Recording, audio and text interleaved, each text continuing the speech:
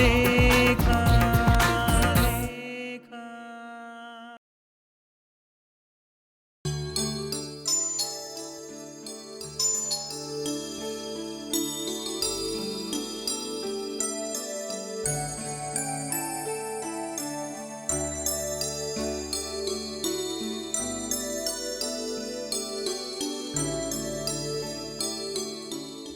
ಅದಕ್ಕೆ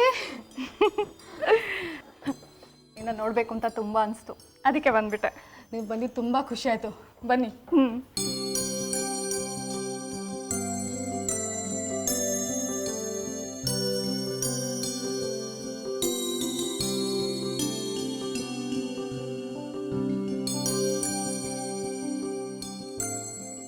ಹೇಗಿದೆಯಾ ಚೈತ್ರ?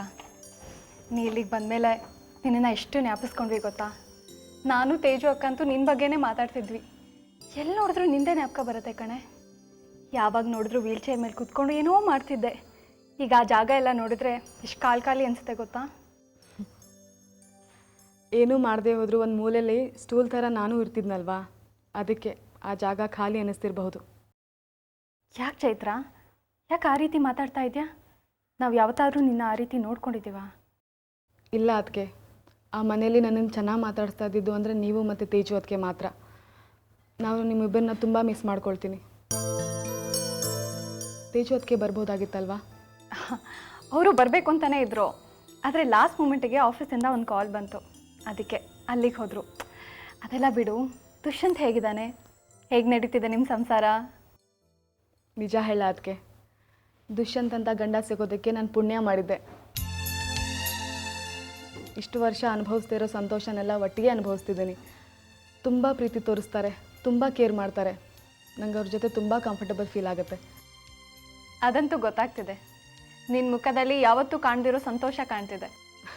ಅಲ್ಲಿ ನೋಡಿ, ನನಗೆ ಅಡುಗೆ ಮನೆಗೆ ಹೋಗೋದಕ್ಕೆ, ಹತ್ತಕ್ಕೆ ಇಳಿಯೋಕ್ಕೆ ಎಲ್ಲ ಅನುಕೂಲ ಆಗಲಿ ಅಂತ ಹಗ್ಗ ಕಟ್ಟಿದ್ದಾರೆ.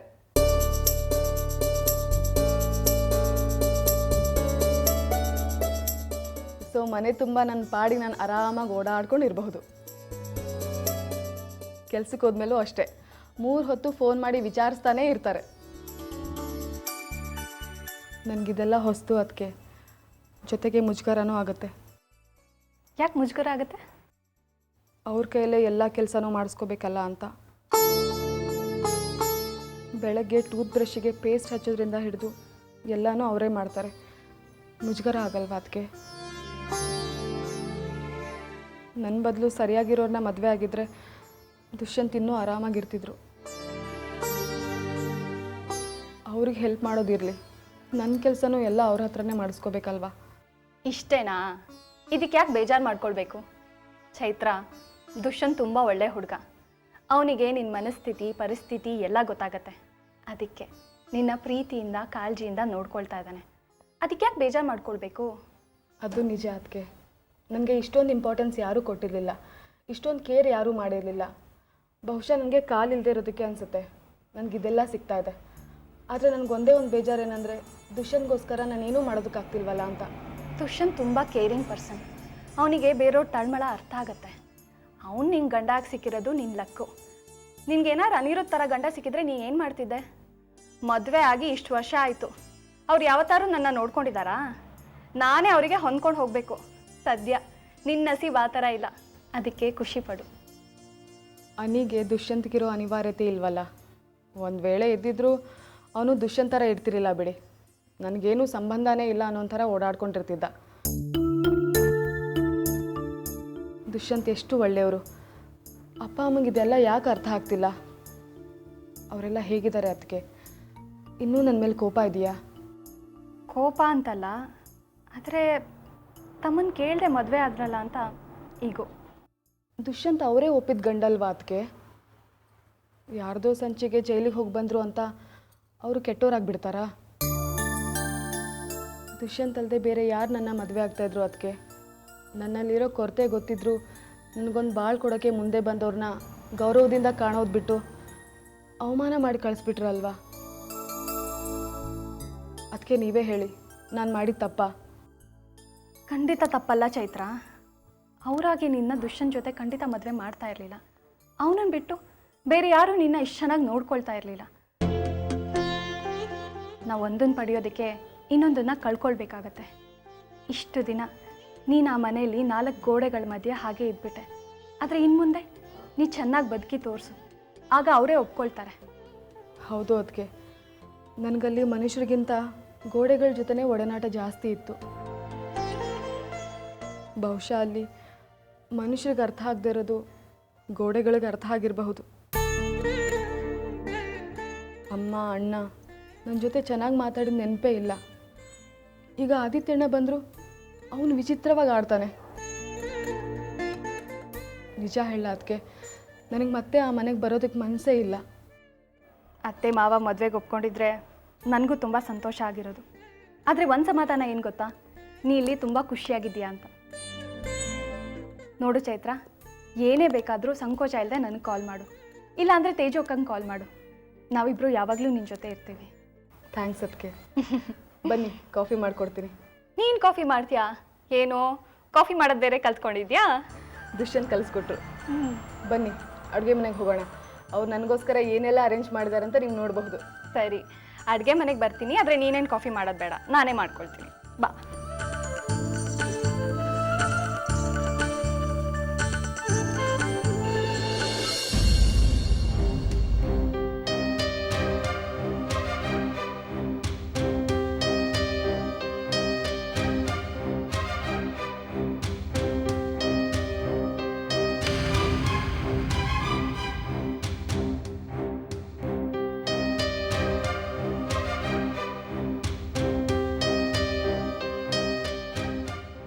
ಸಾಕ್ಷಿ, ಹೋಗಿ ಸ್ವಾತಿ, ಬನ್ನಿ ಕಾಫಿ ತಗೊಳ್ಳಿ.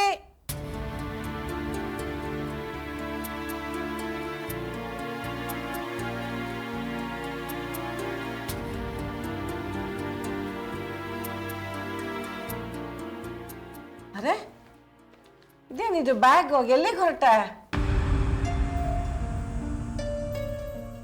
ಅದು ನಿಮಗೆಲ್ಲ ಹೇಗೆ ಹೇಳಬೇಕು ನಂಗೆ ಗೊತ್ತಾಗ್ತಿಲ್ಲ. ಹೇಳಪ್ಪ, ಪರವಾಗಿಲ್ಲ. ಅಣ್ಣ ಫೋನ್ ಮಾಡಿದ್ರು, ಅಲ್ಲಿದ್ದಿದ್ದು ಸಾಕು ಹೊರಟು ಬಾ ಅಂತ. ಅದಕ್ಕೆ ನಾನು ಹೊರಡ್ತಾ ಇದ್ದೀನಿ. ಅಲ್ಲ ಯೋಗಿ, ನೀ ಹೊರಗೆ ಹೋದರೆ ನಿನ್ಗೆ ಅಪಾಯ ಇಲ್ವಾ? ಯಾರಾದರೂ ನಿನ್ನ ಹೊಡೆದ್ಬಿಟ್ರೆ? ಇಲ್ಲ, ನನಗೆ ಹೊಡಿಬೇಕು ಅಂತ ಅಂದ್ಕೊಂಡಿದ್ದವರು ಸಿಕ್ಕಾಕೊಂಡಿದ್ದಾರಂತೆ. ಇನ್ಮೇಲೆ ಅಪಾಯ ಇಲ್ವಂತೆ. ಅದಕ್ಕೆ ಧೈರ್ಯವಾಗಿ ಹೊರಟಿದ್ದೀನಿ.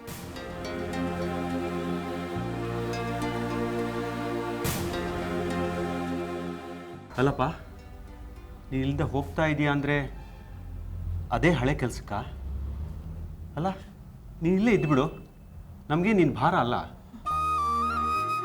ನೀನು ಆಚೆ ಹೋದರೆ ತಿರ್ಗಾ ಅದೇ ಕೆಲಸಗಳೇ ಮಾಡಬೇಕಾಗತ್ತೆ. ಆಚೆ ಹೋಗಬೇಡ, ನೀನು ಒಳ್ಳೆ ಹುಡುಗ, ಇಲ್ಲೇ ಇದ್ದುಬಿಡು. ನಿಮ್ಮ ಅಣ್ಣಂಗೆ ನಾವು ಹೇಳ್ತೀವಿ. ಇಲ್ಲ, ಅಣ್ಣಂಗೆ ನಾನು ಹೇಳಿದೆ, ಈ ಕೆಟ್ಟ ಕೆಲಸದ ಜೀವನನೇ ನಂಗೆ ಬೇಡ ಅಂದೆ. ಈ ಫೀಲ್ಡನ್ನ ಬಿಡಿಸಿ ಬೇರೆ ಕಡೆ ಕಳಿಸ್ತೀನಿ ಅಂದರು. ಅದಕ್ಕೆ ನಾನು ಹೊರಟಿದ್ದೀನಿ. ಅದೇ ಹಳೆ ಬದುಕಾಗಿದ್ದರೆ ನಾನು ಹೋಗ್ತಾ ಇರಲಿಲ್ಲ. ಅಲ್ಲ ಯೋಗಿ, ಹೋಗಬೇಡ, ನನ್ನ ಮಾತು ಕೇಳು. ನಿನ್ನನ್ನು ನನ್ನ ಮಗ ಅಂತ ಭಾವಿಸಿದ್ದೀನಿ.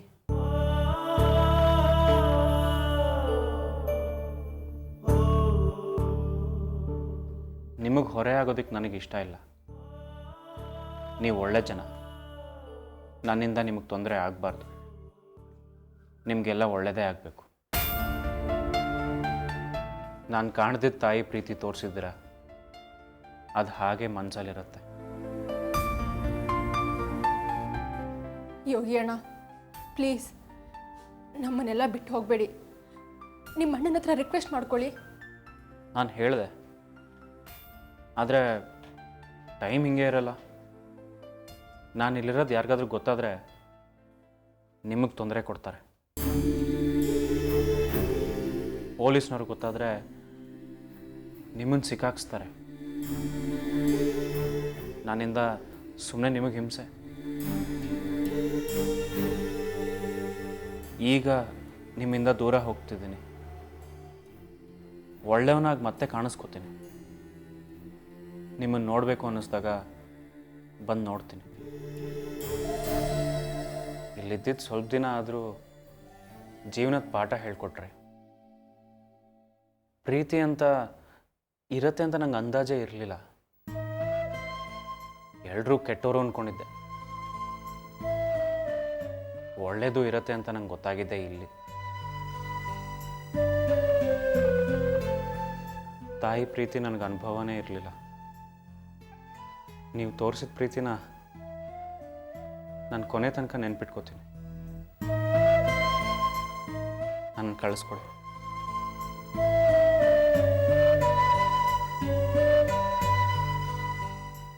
ನನ್ನ ವ್ಯಾನ್ ನಿಂತಿದೆ, ನಾನು ಹೋಗ್ತೀನಿ.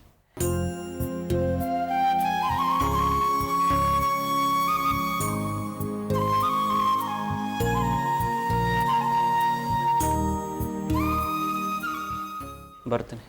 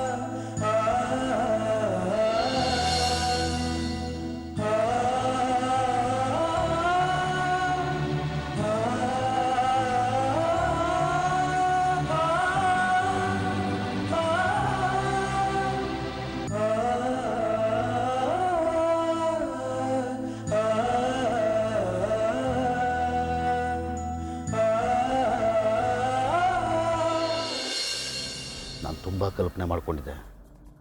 ನನ್ನ ಪ್ಲ್ಯಾನ್ ಯಾವತ್ತೂ ನಾನು ಕೈ ಕೊಡಲ್ಲ ಅಂತ ಅಂದ್ಕೊಂಡಿದ್ದೆ. ಆದರೆ ಈಗ ಎಲ್ಲ ಬೇರೆ ಥರನೇ ಹೋಗ್ತಾ ಇದೆ. ಏನು ಹೇಳ? ನಮ್ಮಣ್ಣ ನಾರ್ಮಲ್ ಆಗಲ್ಲ, ಹಾಗೆ ಹುಚ್ಚುಚ್ಚಾಗಿರ್ತಾನೆ ಅಂತ ಅಂದ್ಕೊಂಡಿದ್ದೆ. ಆದರೆ ಆ ಸಮಯ ಪತ್ರಿಕೆ ಆಫೀಸ್ಗೆ ಹೋಗೋಕ್ಕೆ ಶುರು ಮಾಡಿಬಿಟ್ಟಿದ್ದಾನೆ. ಹೌದಾ? ಇಷ್ಟು ದಿನ ಮನೇಲಿದ್ದ, ಈಗ ಆಫೀಸ್ಗೆ ಹೋಗೋದಲ್ಲದೆ ಪತ್ರಿಕೆನ ಮೇಲೆತ್ತಬೇಕು, ಅದನ್ನು ಒಂದು ಸ್ಟ್ಯಾಂಡರ್ಡ್ ತರಬೇಕು ಅಂತ ಯೋಚನೆ ಮಾಡ್ತಾ ಇದ್ದಾನೆ. ಅವನ ಕೆಲಸ ಅವನು ಶುರು ಮಾಡ್ಕೊಂಡಿದ್ದಾನೆ. ನಮ್ಮಣ್ಣ ಸ್ಟ್ರಾಂಗ್ ಆಗಿಬಿಟ್ಟ ಅಂತಂದರೆ ನಾನೇನು ಮಾಡೋಕ್ಕಾಗಲ್ಲ, ನನಗೇನು ದಕ್ಕಲ್ಲ. ಏನು ಹೇಳ್ತಾ ಇದೆಯಾ ನೀ? ಅಲ್ಲ, ಇದನ್ನೆಲ್ಲ ಮಾಡ್ಕೊಂಡಿದ್ದು ನೀನೇ ಅಲ್ವಾ? ಅವ್ನು ಕಿಡ್ನ್ಯಾಪ್ ಮಾಡಿದ್ದು ನೀನೇ, ಅವ್ನು ಬಿಟ್ಟಿದ್ದು ನೀನೇ. ಇವಾಗ ನೀನೇ ಟೆನ್ಷನ್ ಮಾಡ್ಕೊಂಡ್ರೆ ಏನೋ ಉಪಯೋಗ? ಅಲ್ಲ, ನಿಮ್ಮ ಅಣ್ಣ ಆಫೀಸಿಗೆ ಹೋದ್ಲು ಏನು ತಪ್ಪಿದೆ ಹೇಳೋ? ಅಲ್ಲೇ ಇರೋದು ಸಮಸ್ಯೆ.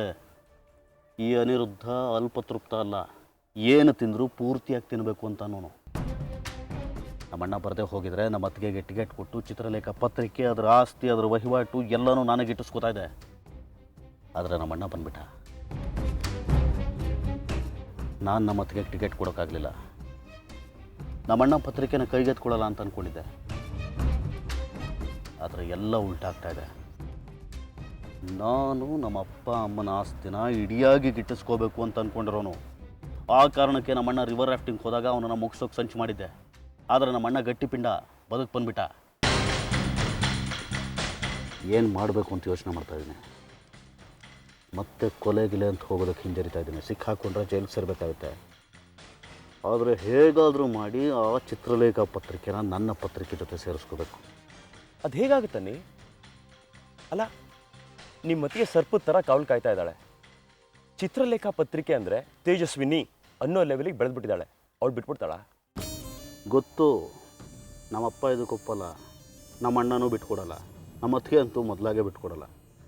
ಆದರೂ ಆ ಚಿತ್ರಲೇಖ ಪತ್ರಿಕೆನ ನನ್ನ ಪತ್ರಿಕೆ ಜೊತೆ ಸೇರಿಸೋದಿದೆಯಲ್ಲ, ಅದು ಚಾಲೆಂಜ್. ಅಷ್ಟು ರಿಸ್ಕ್ ತಗೋಬೇಡ ನೀ, ತುಂಬ ಕಷ್ಟ ಇದೆ. ಅಲ್ಲ, ನೀನೇ ಹೇಳ್ದಲ್ಲ ಅಣ್ಣ ಆಫೀಸಿಗೆ ಹೋಗ್ತಾ ಇದ್ದಾನೆ ಅಂತ, ಅವ್ನು ಬಿಟ್ಕೊಟ್ಬಿಡ್ತಾನ? ಪ್ರಶಾಂತ್, ಶುರುವಿಂದ ಗೇಮ್ ಮಾಡ್ಕೊಂಬಂದಿರೋ ನಾನು ಇಲ್ಲಿ ಸೋಲ್ತೀನ? ಎಲ್ಲ ಬುದ್ಧಿವಂತಿಕೆ ಅಷ್ಟೇ. ನಮ್ಮಣ್ಣ ಮತ್ತು ನಮ್ಮ ಅತ್ತಿಗೆ ಮಧ್ಯೆ ಡಿಫ್ರೆನ್ಸ್ ತಂದಿದ್ದೀನಿ, ಬೆಂಕಿ ಹೊತ್ತಿಸಿದ್ದೀನಿ. ಅದು ದಗ ದಗ ಅಂತ ಉರಿತಾ ಇದೆ. ಅವರಿಬ್ಬರ ಮಧ್ಯೆ ಇರೋ ಡಿಫ್ರೆನ್ಸ್ನ ಎನ್ಕ್ಯಾಶ್ ಮಾಡಿಕೊಂಡು ಆ ಚಿತ್ರಲೇಖ ಪತ್ರಿಕೆನ ನಾನು ಪತ್ರಿಕೆ ಜೊತೆ ಸೇರಿಸ್ಕೋತೀನಿ.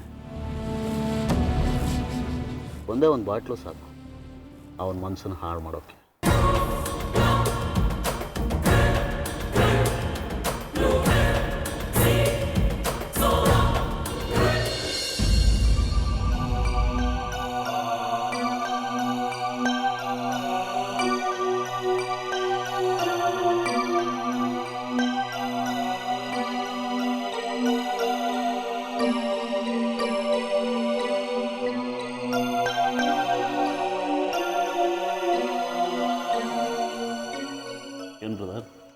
ಯಾರನ್ನ ಮುಗಿಸ್ಬಿಡ್ಬೇಕು ಅನ್ನೋ ಥರ ಇದೆ ಎಕ್ಸ್ಪ್ರೆಷನು. ಏನಾಯಿತು? ಇನ್ಯಾರು ಇದ್ದಾಳಲ್ಲ ಅವಳೆ ತೇಜಸ್ವಿನಿ, ತಾನು ಮಾಡಿದ್ದೆ ಸರಿ ಅಂತಾಳೆ. ಚಿತ್ರಲೇಖ ಪತ್ರಿಕೆ ಹಾಗೇ ನಡೀತಾ ಇರುತ್ತೆ ಅಂತ ಅಪ್ಪನ ಹತ್ರ ಹೇಳ್ತಾಳೆ. ಈ ಅಪ್ಪನೂ ಸರಿಗಿದ್ದಾರೆ, ಅವಳು ತಾಳದಕ್ಕಾಗಿ ಕುಣಿತಾರೆ. ಇವರಿಬ್ಬರಿಗೆ ಏನಾದರೂ ವಿಷನ್ ಇದೆಯಾ? ಅವರಿನ್ನೂ ಅಪ್ಡೇಟ್ ಆಗಿಲ್ಲ ಬ್ರದರ್. ಅವ್ರು ಈ ಮೆಂಟಾಲಿಟಿ ನೋಡಿ ರೋಸ್ ಹೋಗಿ ನಾನು ಬೇರೆ ಪತ್ರಿಕೆ ಮಾಡೋ ನಿರ್ಧಾರ ಮಾಡಿದ್ದು. ಇಲ್ದಿದ್ರೆ ಹುಚ್ಚಿಡಿಸ್ಬಿಟ್ಟಿರೋರು ಇಬ್ಬರು. ನೀನು ನಿಜವಾಗ್ಲೂ ಭಾಳ ಒಳ್ಳೆ ಕೆಲಸ ಮಾಡಿದೆ ಕಣವನಿ. ಇವತ್ತು ನಿನ್ನ ಪತ್ರಿಕೆ ಭಾಳ ಚೆನ್ನಾಗಿ ಮೂಡಿ ಬರ್ತಾ ಇದೆ. ನಿಜ ಹೇಳಬೇಕು ಅಂದರೆ ನಿನ್ನ ಪತ್ರಿಕೆ ನೋಡಿದ್ರೆ ನನಗೆ ಜಲಸ್ ಅನ್ಸತ್ ಕಣೋ. ಅಂಥ ಒಳ್ಳೆ ಪತ್ರಿಕೆನ ನಾನು ಕಟ್ಟಕ್ಕಾಗಿಲ್ವಲ್ಲ ಅಂತ ನೋವಾಗತ್ ಕಣೋ. ನಿಜ ಹೇಳ, ಈ ಮಾವ ಸೊಸೆ ಇಬ್ಬರು ಈ ಚಿತ್ರಲೇಖ ಪತ್ರಿಕೆನ ಆ ಲೆವೆಲಲ್ಲೇ ಇರಿಸ್ತಾರೆ, ಮೇಲ್ತರಲ್ಲ. ಒಂದು ಗಾಸಿಪ್ ಇಲ್ಲ, ಒಂದು ಬೈಟ್ ಇಲ್ಲ, ನನ್ನ ಪತ್ರಿಕೆ ಕ್ಲಾಸಿಕ್ಕಾಗೇ ಇರುತ್ತೆ ಅಂದರೆ ಜನ ಯಾಕೆ ತಗೋತಾರೆ? ಜನಕ್ಕೆ ರೋಚಕವಾದ ಸುದ್ದಿಗಳು ಬೇಕು, ಫೋಟೋಸ್ ಬೇಕು, ರಸವತ್ತಾದ ವಿಷಯಗಳು ಬೇಕು. ಅದನ್ನು ಕೊಟ್ಟರೆ ಜನ ಪತ್ರಿಕೆ ತಗೋತಾರೆ, ಇಲ್ದಿದ್ರೆ ಕ್ಯಾರೆ ಅನ್ನಲ್ಲ. ಇವತ್ತು ಅದೇ ಕಣೋ ಆಗಿರೋದು ಸಮಸ್ಯೆ. ಹಿಂಸೆ ಆಗತ್ತೆ ಕಣೋ ಈ ವಿಷಯ ನೋಡಿದ್ರೆ. ಏನು ಮಾಡಬೇಕು ಅಂತ ತೋಚ್ತಾನೆ ಇಲ್ಲ ಕಣೋ ಅನಿ. ನಿನ್ನ ಥರದ್ದೇ ಅವನು ಒಳ್ಳೆ ಪತ್ರಿಕೆನ ಕಟ್ಟಬೇಕು ಅಂತ ನನಗೆ ತುಂಬ ಆಸೆ ಕಣೋ. ಬ್ರದರ್, ನೀನು ಬೇರೆ ನಾನು ಬೇರೆ ಅಂತ ನಿನಗನ್ಸುತ್ತಾ? ಇಲ್ಲ ಕಣೋ, ಯಾರ ಹೇಳಿದ್ರು ಆ ರೀತಿ? ನನಗೆ ನೀನು, ನಿನಗೆ ನಾನು ಅನ್ನೋ ಥರ ಇದ್ದೀವಿ. ನಮ್ಮಿಬ್ಬರ ಮಧ್ಯೆ ಯಾವ ಡಿಫ್ರೆನ್ಸಸ್ಸು ಇಲ್ಲ. ಮುಂದೆನೂ ಬರಲ್ಲ, ಮುಂದೆನೂ ನಾವು ಹೀಗೆ ಇರ್ತೀವಿ. ಖಂಡಿತಾನೆ ನಾವಿಬ್ಬರು ಚೆನ್ನಾಗೇ ಇರ್ತೀವಿ. ಆದರೆ ನೀನು ಬರೋಕ್ಕೆ ಮುಂಚೆ ಸಂದರ್ಭ ಬೇರೆ ಥರನೇ ಇತ್ತು. ನಾನು ಇವರಿಂದ ಬೇರೆ ಆಗಿ ಹೊಸ ಪತ್ರಿಕೆ ಮಾಡಿದೆ, ಯಶಸ್ವಿ ಆದೆ. ಈಗ ನಾನು ಒಂದು ಲೀಡಿಂಗ್ ಪತ್ರಿಕೆ ಓನರ್. ನನ್ನ ಪತ್ರಿಕೆ ಯಶಸ್ಸಾದ ಮೇಲೆ ನಮ್ಮಪ್ಪ ತನ್ನ ಸ್ವಾಭಿಮಾನನ ಬಿಟ್ಟು ನನ್ನ ಜೊತೆ ಸೇರ್ಕೋಬೋದಾಗಿತ್ತು. ನನ್ನ ಪತ್ರಿಕೆ ಅವರ ಪತ್ರಿಕೆ ಮರ್ಜ್ ಮಾಡ್ಕೋಬೋದಾಗಿತ್ತು. ಅದು ಒಂದು ಒಳ್ಳೆ ಸೆನ್ಸೇಷನ್ ಆಗಿರೋದು. ಅಫ್ಕೋರ್ಸ್ ಅವ್ರ ಪತ್ರಿಕೆಯಿಂದ ನನಗೆ ಲಾಭ ಇಲ್ಲದೆ ಹೋದರೂ ಸಕ್ಸಸ್ನ ಎಲ್ಲರೂ ಅನುಭವಿಸ್ಬೋದಾಗಿತ್ತು. ಮಗನ ಯಶಸ್ಸಲ್ಲಿ ಅವರು ಭಾಗವಹಿಸ್ಬೋದಾಗಿತ್ತು. ಆದರೆ ಹಠ,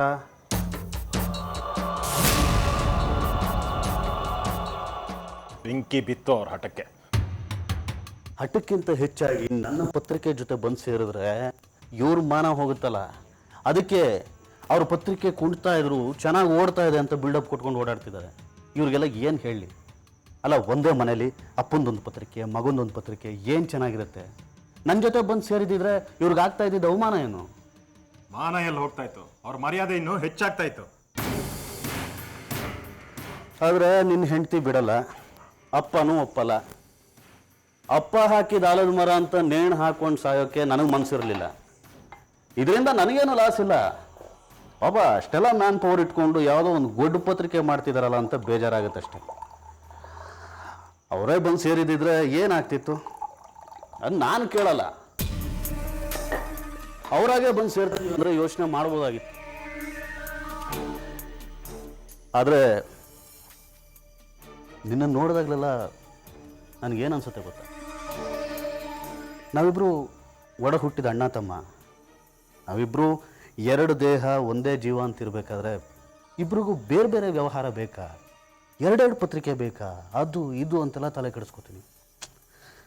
ಆದರೆ ಅನಿ, ನೀನು ಏನು ಯೋಚನೆ ಮಾಡ್ಬೇಡ ಕಣೋ. ಒಂದು ಸ್ವಲ್ಪ ಕೂಡ ನೋವು ಮಾಡ್ಕೋಬೇಡ. ತೇಜಸ್ವಿನಿ ಮತ್ತು ಅಪ್ಪನ್ನ ಬಿಟ್ಟಾಕು. ನಾನು ಹೇಳ್ತಿದ್ದೀನಿ, ಈ ಪತ್ರಿಕೆ ನಂದು. ನನ್ನ ಮತ್ತೆ ನಿನ್ನ ಪತ್ರಿಕೆ ಮರ್ಜ್ ಆಗೇ ಆಗತ್ತೆ. ಯಾರು ಏನು ಬೇಕಾದ್ರೂ ಮಾಡ್ಕೊಂಡು ಹೋಗ್ಲಿ. ಅಣ್ಣ, ಹ್ಞೂ ಕಣೋ, ನನ್ನ ಮತ್ತೆ ನಿನ್ನ ಪತ್ರಿಕೆ ಮರ್ಜ್ ಆಗೇ ಆಗತ್ತೆ ಕಣೋ. ಅಲ್ಲ ಅಣ್ಣ, ಇದಕ್ಕೆ ಅಪ್ಪ ಒಪ್ತಾರಾ, ತೇಜಸ್ವಿನಿ ಒಪ್ತಾರಾ? ನನಗೇನೋ ಅನುಮಾನ, ಇದು ಸಾಧ್ಯ ಇಲ್ಲ. ನಾವು ಜೀವನ ಪರ್ಯಂತ ಬೇರೆ ಬೇರೆಯಾಗೇ ಇರಬೇಕಾಗುತ್ತೆ. I am sure. ಇಲ್ಲ ಕಣ ಅನಿ, ಅಪ್ಪನ್ನ ಮತ್ತೆ ತೇಜಸ್ವಿನಿನ ಕೇಳೋರು ಯಾರೋ? ಎಲ್ಲ ನನ್ನ ನಿರ್ಧಾರ. ಈ ಅಮೃತದ ಮೇಲೆ ಆಣೆ ಮಾಡಿ ಹೇಳ್ತಾ ಇದ್ದೀನಿ, ನನ್ನ ಮತ್ತೆ ನಿನ್ನ ಪತ್ರಿಕೆ ಮರ್ಜ್ ಆಗತ್ತೆ, ಆಗತ್ತೆ, ಆಗೇ ಆಗತ್ತೆ.